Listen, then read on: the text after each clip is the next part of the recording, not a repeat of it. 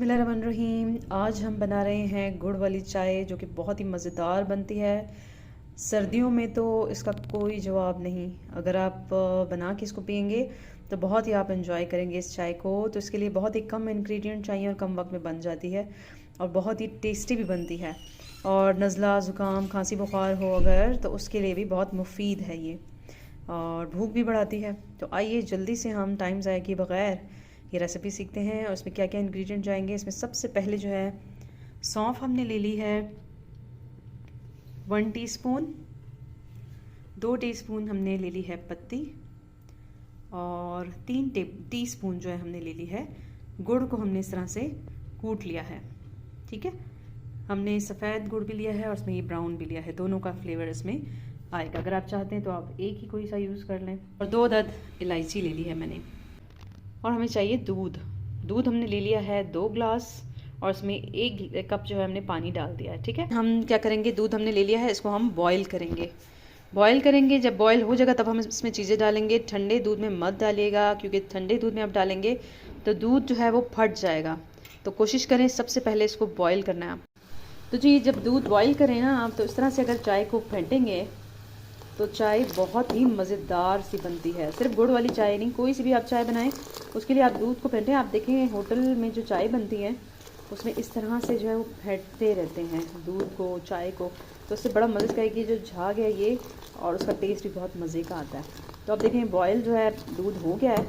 सबसे पहले हम इसमें डाल देंगे इलायची 2 अदद, फिर हम इसमें डाल देंगे पत्ती, फिर हम इसमें डाल देंगे सौंफ का टेस्ट इससे बड़ा मज़े का लगता है, लेकिन अगर आपको पसंद नहीं है तो मत डालिए या ऐसी क्वांटिटी कम कर दें। अब हम इसमें डाल देंगे गुड़।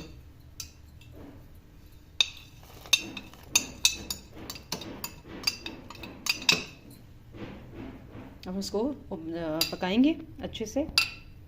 देखिए इस तरह से जो है ना उबाल तो आएगा, लेकिन आप जब इसको पका रहे होंगे तो आप इसको फेंटते जाएं। बहुत ही मज़े का, यकीन माने नॉर्मल चाय से ना जो आप आम पकाते हैं उसमें इस तरह से नहीं करते, वो उतने मज़े की नहीं होती। जो आप इस तरह फेंटते हैं उसमें बहुत मज़े का जायका आता है। और आप इसको कभी भी दिन में, रात में, सुबह कभी भी ये पी सकते हैं।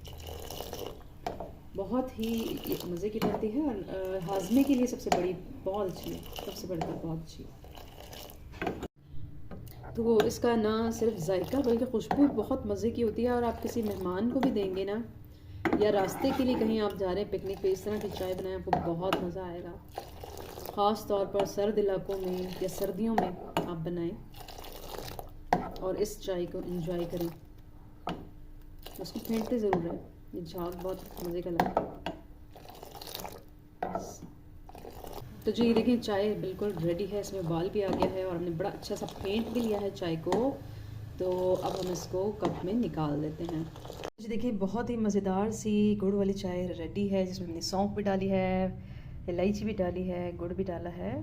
तो बहुत ही मज़े की ये चाय बनी है। आप ज़रूर ट्राई कीजिएगा, आपको बहुत पसंद भी आएगी और बहुत फ़ायदेमंद भी है।